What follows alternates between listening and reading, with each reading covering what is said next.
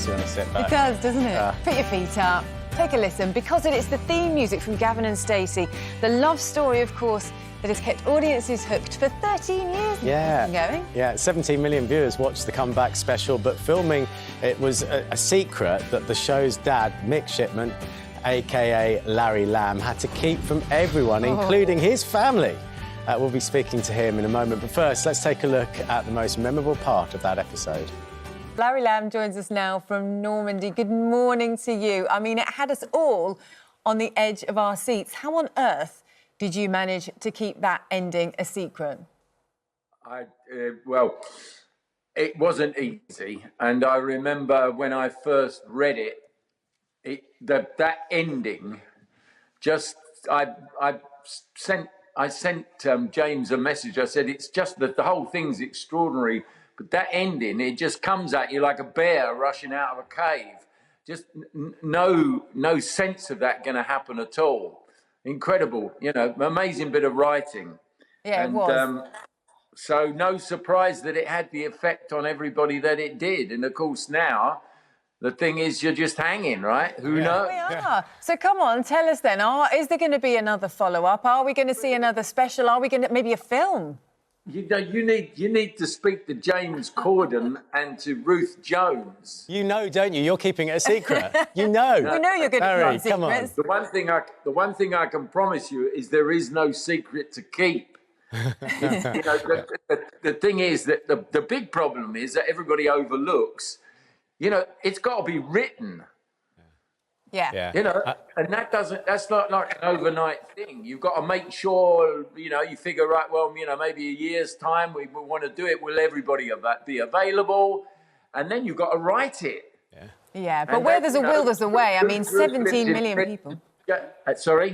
Well, I was just saying, where there's a will, there's a way. I mean, when 17 million people watch something, that's pretty special, isn't it? You would think so, wouldn't you? Yeah. I mean, that 17 million people for that episode, and obviously loads of people watched the original series. You know, with me, my interest in it was, I'm an Essex boy. I was brought up in Essex, and my wife is Welsh. And I remember when it first came out, it chimed with me because so many of those amazing comparisons between Essex and Welsh and the Welsh were so true. I could see that. It was just a brilliant series. And look, tell me a bit about the Boycott Your Bed initiative that you're doing. Tell us a bit about that.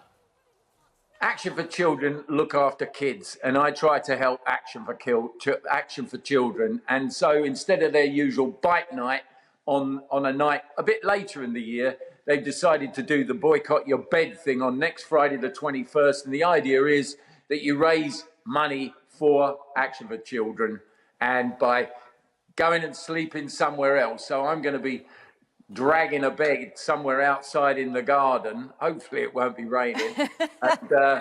and making an effort to help kids, you know, because when I was a little boy and aged about 9, and my mother and father were just finally getting to the volcano point, you know, going up in their relationship, you really did look to anybody to give you some sort of a hand. It wasn't easy. I mean, we weren't starving, but we certainly emotionally it was a mess. And Action for Children, as far as I'm concerned, do a great deal to help kids, and I just like to help them. Yeah, well, good for you. So that's August the 21st for anybody who wants to take part in that and move their bed somewhere unusual in order to support the cause.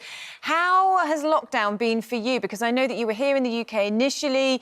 You've now gone over there to Normandy. Obviously, we're now seeing this situation in France. We've had the new quarantine just imposed that if you did choose to come back to the UK, you'd now have to self-isolate for 14 days.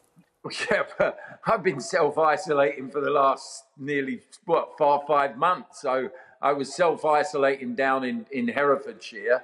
And then in the end, I think, right, well, now I can go to France. I want to go to my little place in Normandy and go and self-isolate there. So I'm certainly not going anywhere where, you know, there's going to be a lot of people. That's all there is to it. I'm keeping out of it. I'm in the wrong age group. I was always in the right age group. You know, I was alive and wild and having fun in the 60s, but in 2020 and you're in your 70s, that's the timing's wrong. So I've just spent the last 4 months writing a book.